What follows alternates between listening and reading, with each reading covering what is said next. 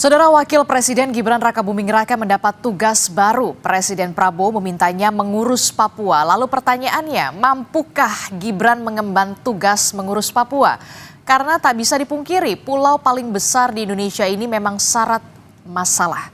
Mulai dari pendidikan, pembangunan, hingga keamanan. Kita akan bahas soal ini bersama dengan sejumlah narasumber melalui sambungan daring. Sudah ada penulis Papua Roadmap, Ibu Adriana Elizabeth, dan juga Direktur Eksekutif Trias Politika, Mas Agung Baskoro. Selamat pagi Bapak-Bapak dan juga Ibu-Ibu. Assalamualaikum. Selamat pagi. Pagi, Waalaikumsalam. Mbak Adisti, Bu Adriana. Pagi, Mas. Oke, saya ke Bu Elizabeth dulu. Bu Elizabeth, ini kan kita baru melihat Wakil Presiden Gibran Rakabuming ini diberi tugas, nanti akan diberi tugas, tapi memang belum ada kepresnya begitu ya. Nah, saya ingin tahu dulu, Ibu, untuk seorang pejabat publik begitu ya, kriterianya untuk bisa mengurusi dalam tanda kutip percepatan pembangunan di Papua itu harus seperti apa dulu, atau orang yang seperti apa sih Bu sebenarnya? Saya senang nih pertanyaannya Mbak Adisti. Yang pertama harus bersedia ya, Pak. Harus Wapres, bersedia dulu itu. Ya, Pak Wapres memang bersedia ya, bersedia atau mau ditugaskan di Papua. Nah, yang kedua itu harus juga paham tentang masalah utamanya apa di Papua itu. Nanti kalau boleh saya berikan beberapa penjelasan tentang masalah itu sesuai dengan buku roadmap yang pernah saya dan teman-teman di LIPI dulu tulis. Nah, yang ketiga juga harus tahu tentang problem solvingnya gitu ya. Karena masalahnya sudah sangat banyak, sudah lama juga. Nah, kalau tidak tahu problem solving yang tepat ya percuma juga gitu ya. Artinya menugaskan siapapun kalau tidak punya kapasitas itu ya kita nanti akan lihat bahwa masalahnya akan muncul lagi yang lain dan sebagainya gitu. Sebenarnya itu kriteria umumnya ya. Nanti yang secara spesifik bisa saya sampaikan ya. Oke, jadi harus bersedia dulu, kemudian harus paham. Dan juga harus tahu problem solvingnya akan seperti apa. Dan menurut Anda soal penugasan seorang Wakil Presiden Gibran Rakabuming ini sudah tepatkah? Kalau mengikut dari masa yang lalu, di masanya Pak Ma'ruf Amin ya, Pak Kiai itu kan juga beliau ditugaskan oleh Presiden Jokowi waktu itu ya, untuk melakukan percepatan pembangunan. Nah, kelihatannya ini juga semacam estafet gitu. Tapi tentunya problemnya juga kan berkembang terus ya. Jadi ganti pemain, masalahnya juga berjalan dan berkembang, bahkan dinamikanya sangat tinggi di Papua gitu ya. Dan ini terus terang bukan hanya isu lokal, bukan isu nasional, ini juga isu internasional yang selalu mendapat sorotan dari berbagai pihak gitu. Jadi ya sebagai Wapres tentunya harusnya idealnya beliau punya kapasitas untuk meneruskan pekerjaan yang lalu yang belum selesai dan juga mengantisipasi situasi yang bisa saja muncul dan sangat tidak bisa diduga gitu ya. Karena ya itu tadi dinamikanya sangat tinggi, konfliknya juga belum selesai gitu ya. Sementara proses pembangunan kan harus jalan terus di Papua. Oke, tadi kan Bu Adriana mengatakan harus sosok atau figur yang punya problem solving begitu ya. Nah, kalau kita melihat permasalahan di Papua ini kan kompleks sekali ya Bu Adriana ya. Nah, bisa dijelaskan secara general begitu ya, dari mulai pendidikan, kemudian bahkan keamanan yang sampai saat ini juga kita masih melihat ada gejolak di beberapa daerah begitu ya di Papua. Nah, seperti apa untuk percepatan pembangunan ini di Papua, khususnya nanti ketika memang sudah benar-benar seorang Gibran Rakabuming ini didapuk untuk bisa memimpin percepatan pembangunan Papua? Kalau dari pembangunan saja ya, sebenarnya kan Otsus itu sudah menjabarkan banyak hal ya. Nah, harusnya itu bisa diimplementasi secara optimal. Tentunya fokus kepada sektor prioritas, yang saya maksudkan di sini adalah pendidikan dan kesehatan. Selama IPM Papua, yang sekarang sudah ada 6 provinsi ya, selama IPM Papua masih rendah, itu berarti kerjanya tidak cepat itu, tidak maksimal lah kira-kira begitu. Nah, itu harus diperhatikan betul gitu, pendidikan kesehatan. Nah, ketika orang Papua menjadi cerdas, orang Papua menjadi sehat, keamanannya harus juga diperhatikan. Jangan sampai orang-orang Papua yang sudah tumbuh baik, cerdas dan sebagainya, kemudian hidup dalam suasana yang tidak nyaman atau tidak aman. Itu juga satu pekerjaan yang sia-sia gitu ya. Nah, intinya adalah problem solving ini, bagaimana situasi ini diperhatikan bukan secara reaktif, tapi secara responsif. Responsif itu artinya secara komprehensif, duduk persoalannya apa problem-problem yang belum selesai di masa lalu dan berdampak pada situasi hari ini, itu apa dan bagaimana ke depannya gitu. Nah, kalau yang dilakukan hanya ya maksudnya hanya formalistik, birokratik gitu ya, karena tidak tahu dasar utama persoalan, menurut saya juga nggak akan selesai gitu ya. Misalnya maaf ya tadi Pak Wapres bisa bilang, ya saya sudah suruh kirim laptop dan sebagainya. Bukan itu persoalan di Papua gitu, bukan fisik gitu ya. Ada satu jadi persoalan perspektif, persoalan ideologi dan sebagainya. Nah itu juga harus ditangani gitu. Menurut Anda, perlukah kemudian sebelum ini benar-benar akan terjadi, Kepres belum ditandatangani oleh seorang Presiden Prabowo Subianto, perlukah kemudian untuk perencanaan percepatan pembangunan Papua ini perlu ada audiensi khusus untuk mendengar apa sebenarnya yang menjadi permasalahan dan problem solvingnya akan seperti apa? Jangan kemudian sebagai as a leader itu reaktif tapi harus responsif begitu, problem solving. Ya, jadi Pak Wapres harus di briefing sih menurut saya, di briefing betul ini situasinya seperti apa. Karena tadi kalau Mbak Adisti mengenalkan saya sebagai penulis roadmap ya, sebenarnya kami sudah melakukan updating. Jadi setiap klaster persoalan gitu kita update dan luar biasa memang perkembangan-perkembangan yang harus diantisipasi gitu. Nah, artinya beliau harus diberikan briefing yang lengkap ya tentang situasinya itu seperti apa, akar masalahnya apa dan sebagainya. Kemudian beliau diberi waktu memang untuk mendengarkan langsung dari orang-orang Papua sendiri. Betul. Gitu ya. Ini persoalannya sebenarnya apa. Nah, tapi ini karena waktunya sudah terlalu panjang persoalannya, jadi selain mendengar, juga tadi berpikir ini solusinya harus seperti apa gitu. Itu. Nah, kemudian yang juga menjadi penting catatan di sini adalah Papua itu sangat heterogen ya. Makanya kalau kita lihat dari pembagian 7 wilayah adat itu kan sangat berbeda gitu. Jadi kita selalu beranggapan Papua itu satu, homogen. Sebenarnya tidak gitu. Mereka sangat heterogen. Nah, itu butuh waktu untuk Pak Wapres untuk mendengar langsung dari masing-masing katakan wilayah adat masing-masing untuk mendengarkan langsung apa sih problematika mereka, bisa juga sama, bisa juga berbeda gitu. Nah, itu kan butuh kemampuan yang sangat tinggi ya menurut saya. Dan juga mungkin tim yang bisa mendukung Pak Wapres ini harus benar-benar solid. Dan mereka harus yang memang paham. Dan selain problem solving, saya juga melihat di sini butuh critical thinking. Maksudnya apa? Tidak bisa lihat isu Papua itu black and white. Tidak bisa lihat Papua itu separatis dan tidak separatis. Bukan itu gitu. Karena itu banyak sekali hal yang harus dilihat. Jadi di briefing yang baik ya, yang lengkap gitu. Kemudian beliau diberi waktu untuk mendengar dari masing-masing wilayah adat saja gitu ya. Nah, kemudian sambil mencari problem solvingnya. Pasti akan ada isu-isu yang memang harus ditreatment berbeda gitu. Tidak bisa sama di seluruh Papua. Ada treatment khusus berarti ya untuk kemudian bisa melaksanakan bisa dikatakan percepatan pembangunan di Papua ini, problem solvingnya, solusinya harus seperti apa, menanganinya seperti apa, karena harus ada treatment khusus. Nah, saya ke Mas Agung dulu ya, Bu Adriana. Saya ke Mas Agung. Mas Agung, dari sisi politis begitu ya, dari sisi politik kita melihat ini adalah tugas yang bisa dikatakan baru di era Presiden Prabowo Subianto menugaskan Gibran Rakabuming Raka. Seperti yang kita tahu juga Pak Jokowi juga sempat menugaskan wakil presiden sebelumnya Ma'ruf Amin untuk perbankan syariah, perekonomian syariah kalau tidak salah begitu ya Mas Agung. Nah, Anda melihatnya pola-pola semacam ini seperti apa? Karena kan juga banyak respon juga soal penugasan Gibran ini untuk mengurus dalam tanda kutip Papua. Ya, pertama secara institusional ini untuk menegaskan bahwa wakil presiden itu bukan sekedar pelengkap atau ban serep, Mbak Adisti. Sehingga ada penugasan khusus kepada Mas Gibran, arah kerja maupun tupoksi Mas Gibran ini semakin jelas. Ya, tidak lagi dalam tanda petik yang mengambang dan diambangkan, sehingga beliau punya istilahnya legacy yang kokoh ketika nanti tak lagi menjadi wapres sebagaimana wapres-wapres sebelum beliau. Ya, kita tahu Pak Ma'ruf Amin dikenal ataupun banyak berkontribusi di industri halal misalkan. Pak Yusuf Kala dalam soal-soal perdamaian. Nah, Mas Gibran ini nanti mau dikenal apa misalkan Papua atau daerah Indonesia Timur atau apa sebagai istilahnya legacy beliau ketika hari ini menjadi wakil presiden. Yang kedua kan ini juga bisa secara personal menjawab ya tantangan publik yang meragukan kapasitas dan kualitas Mas Gibran sebagai wakil presiden.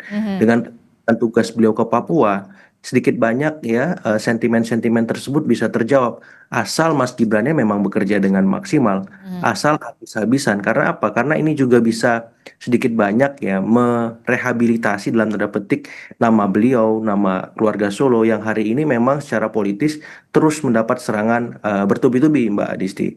Dan yang paling penting sebenarnya kalau beliau bisa membalik ya stigma-stigma minor soal beliau dan keluarga Solo, ini juga bisa menjaga posisi tawar beliau untuk 2029. Karena kita tahu secara historik belum ada sejarahnya Wapres terpilih untuk kedua kalinya mendampingi presiden sampai sepanjang sejarah. Mas Gibran bisa membuat sejarah baru ketika dia bisa memastikan posisi tawar dia di 2029 bisa berjalan kokoh, maksimal, dan optimal. Mungkin begitu Mbak Adizi sebagai pengantar. Oke, jadi ini bisa menjadi momentum untuk sebagai pembuktian seorang wakil presiden Gibran Rakabuming begitu ya untuk bisa ada daya tawar di 2029 begitu, posisi tawar di 2029. Tapi yang kemudian menjadi pertanyaan adalah tadi Papua ini kan ada treatment khusus begitu ya, ada permasalahan yang begitu kompleks berbeda dengan pulau-pulau lainnya begitu. Nah, ini bagaimana soal ini dari segi politis begitu ya, Mas Agung?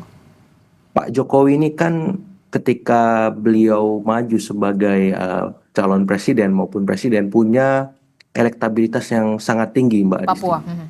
Kepuasan publik orang Papua terhadap Pak Jokowi juga luar biasa. Betul. Ini bisa menjadi basis bagi Mas Gibran untuk bekerja. Dalam tanda petik bisa juga Pak Jokowi turun gunung nih membantu. Sehingga ada akselerasi penyelesaian masalah untuk konteks Papua. Karena apa? Karena Pak Jokowi banyak membangun Papua dan itu besar-besaran. Ya belum ada presiden sepanjang Republik kita berdiri membangun Papua semasif Pak Jokowi. Meski bisa melanjutkan legasi Pak Jokowi di Papua untuk mengakselerasi beragam problem yang tadi disampaikan Bu Adriana ya, pendidikan, kesehatan, keamanan secara paralel dilakukan penyelesaiannya sehingga apa? Sehingga kita tidak lagi mendekati Papua dengan cara-cara konvensional. Betul. Ya dengan Mas Gibran Pak Jokowi dalam tanda petik keroyokan di Papua, saya bisa melihat ada peluang dan harapan problem di Papua selesai. Tapi kalau hanya mengandalkan Mas Gibran semata, dia kan mulai dari awal Mbak Adisti. Ini akan lama prosesnya. Tapi kalau ada Pak Jokowi di sana, istilahnya bahu-membahu, mengeroyok masalah yang ada di Papua dengan Jadi Mas Agung, jadi menurut Anda Pak Jokowi juga harus turun gunung lagi untuk kemudian bisa membantu sang anak Gibran Rakabuming begitu ya, wakil presiden untuk bisa menyelesaikan percepatan pembangunan di Papua. Menurut Anda seperti itu untuk bisa menjadi karpet mulus begitu dari seorang Gibran Rakabuming? Iya, karena mubazir kalau basis legacy Pak Jokowi di Papua, basis elektoral di sana enggak digarap lagi sama Mas Gibran untuk menyentaskan banyak problem di sana, menurut saya mubazir sekali. Ngapain kita ngulang dari awal ketika kita sudah punya dalam tanda petik kredit kerja di Papua lewat Pak Jokowi, dan Mas Gibran tahu betul pasti itu bagaimana dimulai dan akan dilakukan, dan saya kira nggak ada soal. Karena memang kan kita berharap semua ex-presiden yang pernah memimpin Indonesia itu juga turut membantu sebagaimana harapan Presiden Prabowo. Mungkin dalam konteks Pak Jokowi khusus Papua dan Indonesia Timur. Ibu Mega mungkin khusus soal ideologisasi, pembinaan, dan seterusnya Pancasila. Seperti ya Pak SBY misalkan fokus soal perdamaian dunia, soal bagaimana iklim lingkungan dan seterusnya. Saya kira ini proporsi ex presiden kontributif yang bisa membuat nama bangsa kita harum kalau semuanya bekerja membantu Pak Prabowo, seperti itu Mbak Adisti. Oke, Bu Adriana, Anda setuju dengan apa yang sudah dipaparkan oleh Mas Agung? Mas Gibran hendaknya atau idealnya ini dalam tanda kutip dibantu oleh sang ayah yang kita tahu presiden ke-7 yang punya basis suara, punya legacy yang cukup banyak sekali di Papua karena membangun Papua untuk bisa lebih cepat, lebih dekat dengan masyarakat Papua. Benarkah demikian atau Anda setuju dengan pernyataan dari Mas Agung ini? Ini bukan soal setuju tidak setuju ya kalau menurut saya ya. Jadi intinya tim yang membantu Pak Wapres ini harus solid ya, solid. Kemudian tadi sama sebetulnya dia bersedia, kemudian dia juga paham dan dia tahu problem solvingnya gitu. Oke. Nah kalau yang menjadi konsen sebenarnya begini, ini kita bicara di Jakarta ya, walaupun ini bisa dilihat di Papua juga gitu. Tapi kita belum tahu sebenarnya perspektif Papua tentang penyelesaian itu seperti apa. Jadi jangan seolah-olah kita yang tahu gitu menyelesaikan mereka. Mereka juga harus didengar bagaimana menurut mereka sebaiknya pemerintah membantu gitu, karena itu ada satu kesalahan pendekatan selama ini. Seolah-olah Jakarta atau pusat itu tahu semua tentang Papua. Tadi yang saya bilang, Papua itu tidak satu gitu. Nah, kenapa tidak dibalik? Kita bertanya ke mereka. ya apa namanya sebenarnya pemerintah mau memperbaiki situasi di Papua dan sebagainya ya, memulihkan semua kondisi di sana. Tapi caranya seperti apa ya gitu. Jadi bukan kita menentukan dulu orang-orangnya, tapi kita dengar dari mereka sebenarnya apa. Nah, ketika kita tahu apa sebenarnya problem yang mereka rasakan setiap waktu gitu, baru kita berpikir oke, ini harus kita selesaikan seperti apa. Dan menyelesaikannya juga harus disesuaikan dengan apa situasi mereka gitu. Ini yang selalu saya sebutkan atau saya dan teman-teman di LIPI dulu mengatakan harus dengan cara-cara dialogis gitu. Nah, yang model formalistik, birokrasi ditetapkan dari pusat itu nggak akan selesai juga gitu. Nah, dulu ketika ada tahun 80-an ya, itu kerjasama misalnya Bappenas dengan LIPI ya, waktu itu membantu masyarakat di Wamena. Mereka datang, mereka bertanya, masyarakat perlu apa? Bukannya datang kita membawa sesuatu yang kemudian mereka tidak butuhkan gitu. Nah itu kadang-kadang satu pendekatan yang menurut saya juga, ya ini problem solving lagi ya, kemampuan kita untuk bertanya ke mereka dan kita mengolah yang mereka maksudkan sebenarnya apa gitu. Jadi itu yang menurut saya agak miss selama ini, agak hilang ya pendekatan itu. Kita menentukan orangnya semua dari Jakarta seolah-olah oke, sampai di sana mereka tolak gitu. Bisa begitu nanti kalau memang kita tidak cukup punya waktu berdialog dengan mereka atau berkomunikasi dengan mereka, bertanya sebenarnya masyarakat maunya apa gitu. Jadi siapapun orangnya di dalam timnya Pak Wapres, saya tidak peduli gitu ya. Intinya kriteria itu yang harus muncul justru. Kalau siapa dan sebagainya itu urusannya Mas Agung deh. Kalau saya lebih karena saya melihat situasi di Papua ini udah very kompleks gitu ya, dan itu tadi yang saya bilang setiap waktu dia juga berkembang gitu, masalah berkembang, dinamikanya sangat tinggi. Nah ketika ada satu peristiwa yang kemudian kita akhirnya sikapnya itu tadi reaktif karena kita tidak pernah berpikir komprehensif untuk isu-isu di sana gitu. Oke, penting sekali as a leader itu untuk bisa mendengar apa yang diharapkan, apa yang dibutuhkan. Betul. Masyarakat Papua di sana seperti apa sebenarnya begitu ya. Ini yang kemudian harus benar-benar didengar oleh figur atau sosok yang akan memimpin percepatan pembangunan Papua. Namun kemudian pertanyaan selanjutnya adalah banyak sekali keraguan publik terkait dengan sosok Gibran yang kemudian ditunjuk untuk memimpin percepatan pembangunan Papua. Nanti kita akan bahas usai jeda. Tetaplah bersama kami di Sapa Indonesia Pagi. Kami akan segera kembali.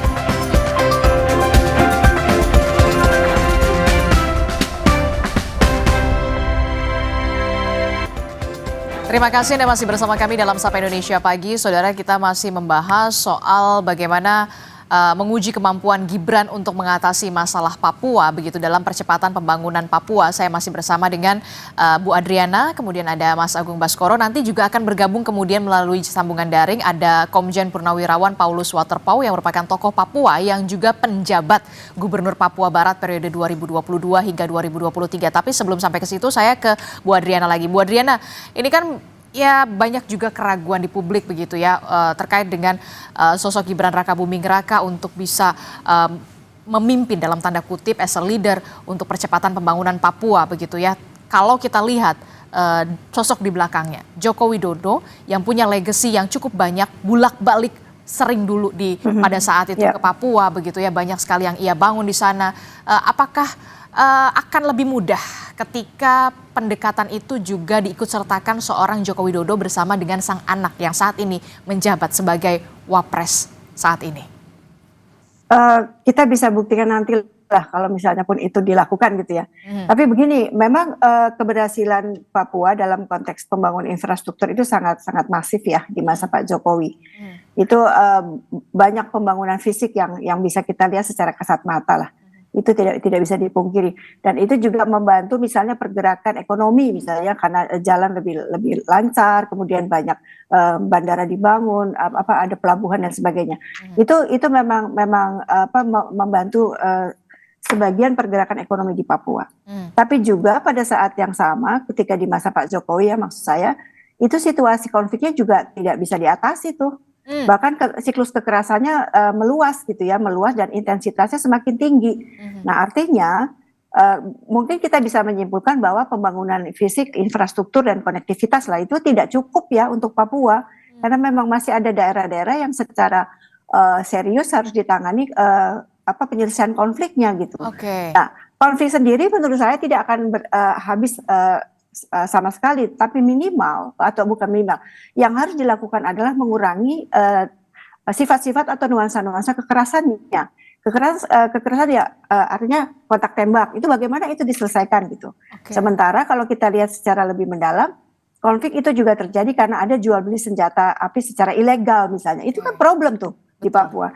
Jadi kalau kita bicara ada infrastruktur bagus dan sebagainya, kemudian daerah konfliknya tidak teratasi dan juga itu berdampak kepada kehidupan sosial masyarakat. Banyak pengungsi sekarang di Papua, ya. Walaupun kalau kita bicara jumlah pengungsi, kita jangan bandingkan jika dengan jumlah penduduk Indonesia yang 280 juta ya. Karena untuk Papua, misalkan satu kabupaten itu mungkin tidak sampai 100.000. Kalau misalnya satu kampung mengungsi 100.000, berarti kan di kampung itu kosong. Artinya numbers itu bukan persoalan di Papua lebih sedikit dari di tempat lain, tapi itu memang benar-benar mengubah hidup mereka secara total. Konflik itu membuat mereka harus keluar dari kampungnya, akses pendidikan kesehatan tidak ada.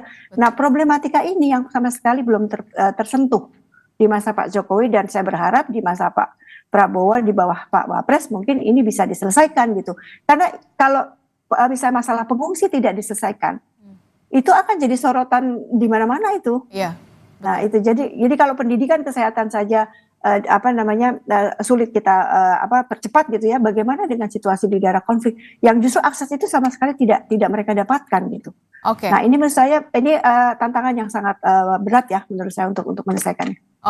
Penting sekali untuk bisa memahami begitu ya, kalau tidak hanya soal infrastruktur ternyata Mas Agung yang kemudian begitu masif dibangun sekali lagi di Papua di era Presiden Joko Widodo 2 periode yang lalu, tapi kemudian ada tugas berat tampaknya yang harus diemban atau diselesaikan seorang Gibran Rakabuming begitu, adalah soal untuk penyelesaian konflik yang kemudian berdampak terhadap akses pendidikan, akses kesehatan anak-anak di sana, masyarakat di sana. Nah, ini yang kemudian menjadi pertanyaan kita semua dari sisi politisnya, dari sisi politiknya, kalkulasi politiknya seperti apa untuk Gibran Rakabuming Raka untuk bisa mampu dalam tanda kutip menyelesaikan konflik di sana sampai ke akar-akarnya, problem solvingnya.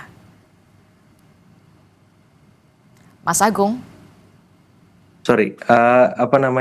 Saya kira memang ketika ada Pak Jokowi di sana, sedikit banyak Mas Gibran itu datang ke Papua tidak dari nol, Mbak Adisti ya.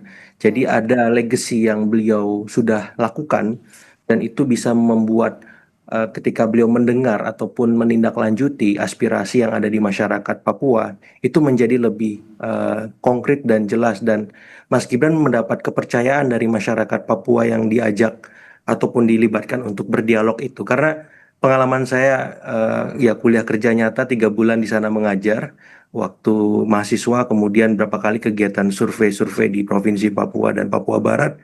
Teman-teman di sana selalu ingin ketika kita datang ingin bertanya apa yang ingin kita lakukan, konkretnya seperti apa. Jadi mereka butuh hal-hal fisik dulu sebagai bentuk keseriusan kita.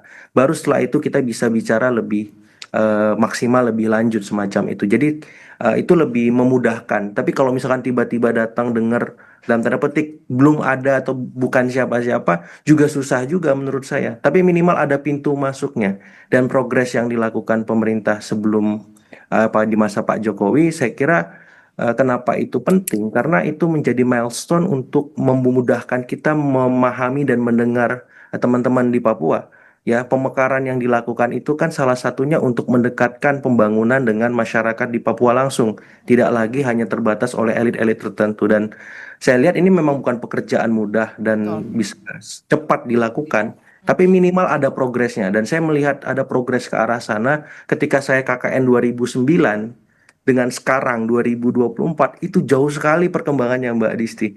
Ya, saya bisa mengakses Papua dengan sangat mudah ketimbang dulu. Misalkan saya kakaknya di Sorong Selatan, saya harus melalui daerah itu dari Sorong sekitar 6 jam jalan darat, tapi sekarang sudah setengahnya, 3 jam, bahkan bisa lebih cepat. Artinya apa?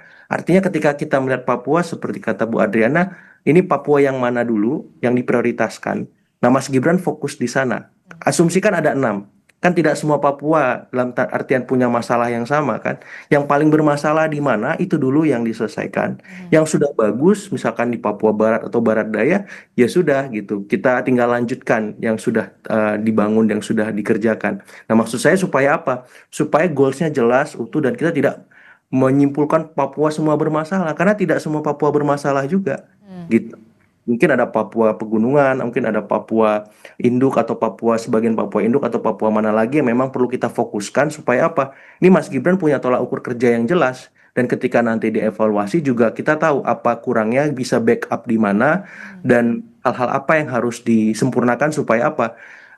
Pertanggungjawaban kerja Wapres ini konkret kan, tidak ngambang lagi seperti sebelumnya. Misalkan kemarin ada lapor Mas Wapres seperti itu. Kita kan nggak tahu nih follow up-nya seperti apa, ya konkretnya laporan-laporan itu direspon bagaimana seperti itu. Tapi dengan jelas ini fokus di Papua A, Papua B misalkan. Jadi kita publik juga enak, oh Mas Gibran progresnya sekian dan kita objektif. Tidak serta-merta selalu menyalahkan Mas Gibran dan tidak serta-merta juga membenarkan Mas Gibran. Kita objektif saja. Kalau ada progres kita apresiasi, kalau kurang progres kita kritik seperti itu. Oke. Jadi ya kita tetap harus mendukung apapun yang dilakukan selama itu baik untuk percepatan pembangunan Papua untuk masyarakat Papua pastinya. Saya ke Bu Adriana. Bu Adriana, kalau kita lihat Ibu kan banyak sekali terjun langsung melihat, mendengar, memahami bagaimana masyarakat Papua membutuhkan apa, maunya apa begitu ya. Kalau menurut Ibu Adriana, dari sisi jangka pendeknya dulu lah, sisi jangka pendeknya 5 poin. Menurut Anda, apa yang kemudian harus dilakukan supaya percepatan pembangunan di Papua tidak hanya soal pembangunan secara fisik, tapi secara psikis begitu ya, secara psikologi juga kesehatan, pendidikan ini bisa cepat, bisa langsung terlihat nyata, tidak hanya soal formalitas saja, tapi konkretnya langsung tepat ke sasaran. Ya mungkin menyambung yang Mas Agung tadi sampaikan ya Mbak Adisti. Jadi mesti dibedakan daerah yang ada karena gradasi konfliknya juga beda-beda ya. Betul. Jadi ada konflik bersenjata itu kita harus tahu spot-spotnya di mana. Kemudian juga ada konflik sumber daya alam, jangan lupa ya. Ada persoalan konflik sumber daya alam yang sangat luar biasa juga di Papua. Itu juga beda tuh penyelesaiannya. Kemudian ada potensi konflik sosial. Jadi pertama kita mapping dulu deh. Kita mapping dulu ini daerah mana dan problematikanya terkait dengan konflik itu apa. Itu satu. Nah yang kedua, kalau daerah itu relatif aman, pembangunan bisa jalan ya itu disegerakanlah prioritasnya itu tadi kesehatan pendidikan itu harus segera. Nah saya memilih misalnya untuk pendidikan itu di sekolah dasarnya dulu yang disediakan secara rata di semua kampung ya karena kan mereka ada anak-anak itu kan adanya memang di kampung ketika itu. Baru kalau SMP nanti mereka ke distrik dan sebagainya gitu. Kemudian fasilitas kesehatan juga. Nah, fasilitas kesehatan ini juga menurut saya sangat penting misalnya memberdayakan masyarakat lokal di sana yang juga bisa menjadi tenaga kesehatan. Jadi ketimbang menunggu semua didatangkan, nah, dilatih saja anak-anak atau orang-orang yang ada di tempat itu juga untuk menjadi tenaga kesehatan. Supaya mempercepat juga di sana ya tenaga kesehatan. Betul. Nah, Oke, kita tahan dulu Bu Adriana. Tahan dulu Bu Adriana. Kita langsung dengarkan sebenarnya apa yang dibutuhkan masyarakat Papua, apa yang ingin difahami oleh masyarakat Papua bersama dengan Komjen Purnawirawan Paulus Waterpauw yang merupakan tokoh Papua yang juga kita tahu sebagai penjabat Gubernur Papua Barat periode 2022-2023. Selamat pagi Pak Paulus. Selamat pagi Pak Paulus. Masih di mute? Mic-nya. Halo. Oke, siap. Ya, selamat pagi. Sudah terdengar Pak Paulus. Pak Paulus, Anda sebagai tokoh Papua dan juga pernah menjabat sebagai penjabat Gubernur Papua Barat periode 2022-2023. Sebenarnya karakteristik dari Papua sendiri untuk bisa mempercepat pembangunan Papua, apa yang harus dipahami seorang leader di sana nantinya untuk bisa memimpin percepatan pembangunan Papua di sana dan apa sebenarnya yang menjadi harapan dan keinginan dari masyarakat Papua itu sendiri sebenarnya? Iya, Mbak, selamat pagi dan Assalamualaikum warahmatullahi wabarakatuh. Shalom untuk kita semua. Saya sedang di Manila nih. Oke. Silakan. Tapi mudah-mudahan bisa terjawab ya. Saya juga ucapkan selamat pagi untuk Bu Adriana dan juga Pak Agung. Prinsipnya di Papua, masyarakat masih sangat mengharapkan keikutsertaan atau campur tangan pemerintah, baik daerah maupun pusat ya. Itu satu. Yang kedua, masih banyak problem-problem sosial yang nampaknya itu perlu menjadi fokus perhatian daripada negara dan pemerintah, khususnya baik yang tadi saya sebut yang baik dari pusat maupun dari daerah sendiri. Di sana kemiskinan ekstrem masih ya membayang-bayangi kehidupan masyarakat kita di lingkaran luar daripada perkotaan ya. Pendidikan masih perlu, kemudian juga kesehatan. Tadi ada pendapat dari Mas Agung, Bu Endriana juga demikian. Saya berharap persoalan kemiskinan ekstrim itu menjadi titik penting permasalahan untuk menghilangkan berbagai persoalan yang ada di tanah Papua. Karena apa? Kita jujur saja sekarang ini kan sampai sekarang kan ada banyak kebijakan, tetapi kita tahu bahwa tenaga kerja belum terserap dengan baik. Mereka yang baik lulusan dari berbagai sekolah-sekolah penting di negara ini maupun dari luar negeri kembali ke daerah belum dapat pekerjaan yang layak. Mereka hanya menunggu kapan bisa diterima sebagai pegawai negeri, kapan ada pembukaan pendaftaran untuk sekolah-sekolah instansional dan juga pegawai instansi seperti TNI Polri dan lain sebagainya. Jadi tumpukan harapan itu ada di pekerjaan. Karena apa? Ketika dibukanya ruang untuk memberikan kesempatan bagi terutama anak-anak kita, generasi muda kita, maka sedikit demi sedikit potensi yang kita kenal Papua sebagai daerah konflik ya, itu saya pasti yakinkan bahwa itu akan tertangani dengan baik. Saya dengar tadi Mas Anu hubungi saya bahwa dari Kompas bahwa rencana Pak Wapres akan ke sana ya. Saya setuju sekali, mendukung sekali, karena apa? Biarlah 6 provinsi yang sekarang sudah dibijaki oleh pemerintah pusat itu tidak lari ke Jakarta dulu, tetapi diselesaikan atau semua problem-problem dari daerah-daerah kabupaten ya, mulai dari desa, kampung, kemudian juga distrik, kabupaten, dan antar batas-batas wilayah adat dan juga antar kabupaten, antar batasan pemerintah itu tertangani dengan baik, terselesaikan dengan baik, sehingga ongkos murah tetapi juga efektif bisa dirasakan hasilnya. Saya pikir itu. Oke, saya tertarik sekali soal kemiskinan ekstrim yang kemudian kita tahu banyak sekali terjadi di wilayah Papua, begitu, yang menurut Pak Paulus menjadi akar titik permasalahan awal yang ada terjadi di Papua. Kemiskinan ekstrim inilah yang kemudian menjadi prioritas utama yang harus segera diselesaikan, termasuk soal lapangan pekerjaan, kesempatan lapangan pekerjaan. Nah, menurut Pak Paulus, butuhkah atau seberapa urgensikah kemudian seorang wakil presiden Gibran Rakabuming Raka untuk bisa berkantor di Papua, untuk bisa segera mengurusi ini secara total, komprehensif? Iya, tadi saya singgung sedikit tentang jarak ya. Mbak, kita di Papua perjalanan ke Jakarta untuk berkoordinasi atau katakan minta mohon arahan dan petunjuk itu 2 hari, perlu waktu 2 hari. 2 hari? Ya, kita berangkat 1 hari full, 5 jam sampai 7 jam ya perjalanan. Jadi kalau kita menggunakan pesawat ya, itu dari kota yang memang terdekat dengan bandaranya, belum dari wilayah-wilayah yang jauh harus mereka mendahului dengan perjalanan awal ya. Itu bisa 1 hari, prinsipnya 1 hari, 2 hari kembalinya itu. Artinya 2 hari menurut saya itu kalau seandainya ada pejabat setingkat Bapak Wapres ataupun presiden sekalipun yang memberikan ruang di Papua atau berada di Papua dalam batas-batas waktu tertentu, saya pikir itu sangat efektif untuk mengakomodir berbagai aspirasi yang datang dari kota, kabupaten, sampai ke bawahnya, dan juga dari provinsi-provinsi yang sekarang sedang dimekarkan itu. Saya pikir itu. Terus yang berikut, memang persoalan kemiskinan ekstrim itu sangat terasa ya.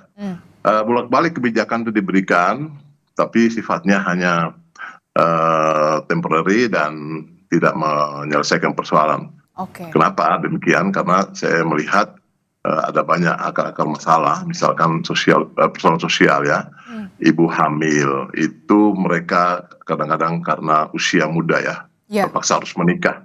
Ada kadang-kadang karena adat budaya ya, mereka harus mengikuti orang tuanya untuk menikah muda, sehingga tidak memiliki pendidikan yang baik, putus sekolah, sehingga mereka tidak mampu memberikan pembelajaran atau menyiapkan diri mereka sendiri sebagai pengantin ataupun keluarga muda untuk menyiapkan anak-anak mereka lahir nanti dalam pendidikan-pendidikan dari awal sampai dengan jelang pendidikan lanjutan, termasuk penghasilan yang mereka harapkan. Mereka tidak punya. Ya, paling kalau yang ada itu di sekitar tadi saya bilang perkotaan ya, itu pasti mereka akan berusaha semaksimal untuk bisa mendapatkan penghasilan dengan berbagai cara begitu. Tapi lebih dari batas kota saya pikir sudah sangat jauh tertinggal di situ. Oke. Berarti Anda melihat lebih efektif ketika seorang wakil presiden Gibran Rakabuming ini bisa berkantor di Papua begitu untuk bisa terjun langsung begitu ya melihat. Iya, Mbak. Dulu sudah pernah waktu periode Pak Jokowi sudah pernah ada lokasi yang disediakan oleh. Sudah ada lokasinya? Sudah ada di Skow perbatasan dengan PNG ya, itu di Kota Jayapura, masuk wilayah Kota Jayapura sudah ada lokasi yang disediakan oleh Pak Ndororo yang sekarang kebetulan menjadi wali kota Jayapura. Saya pikir itu bila memang diseriusi, baik. itu akan membangun ya. Tapi untuk tempat dan lain sebagainya, saya pikir di Papua hari ini cukup banyak, terutama Jayapura ya. Itu cukup banyak fasilitasnya ya. Bisa dipakai oleh Bapak Presiden. Baik, kita harapkan tentu saja amanah yang kemudian diberikan oleh seorang Presiden Prabowo Subianto kepada wakilnya Gibran Rakabuming ini bisa kemudian diemban secara baik begitu ya, diselesaikan secara baik untuk percepatan pembangunan Papua yang tadi menjadi akar permasalahan menurut Pak Paulus adalah soal kemiskinan ekstrim yang harus segera dituntaskan lebih dulu. Terima kasih Pak Paulus Waterpauw, kemudian ada Bu Adriana telah bergabung bersama kami juga, kemudian Mas Agung juga terima kasih sudah bergabung bersama kami. Selamat pagi Bapak-Bapak dan juga selamat pagi Ibu Adriana. Sehat selalu. Assalamualaikum. Sehat selalu. Waalaikumsalam.